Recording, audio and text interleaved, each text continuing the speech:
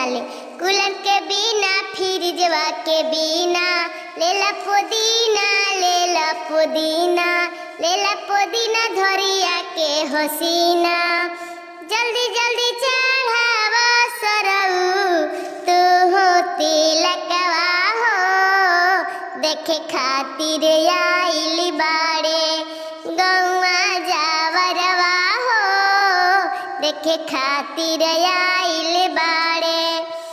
कहतनी सरऊ तू झट दे चढ़ाई दयंगनवा में हमारा तिलकवा होला, न तो हम देई देहब तोहर तिलकवा गाई के सुनावतनी गनवा होना। काहेला लेट कइले बाड़ा हो, जल्दी चढ़ावत काहे बाड़ा हो, एही से पचकल बा पेटिया के टीना। ए सरऊ साले कूलर के बिना फ्रिजवा के बिना लेला पुदीना।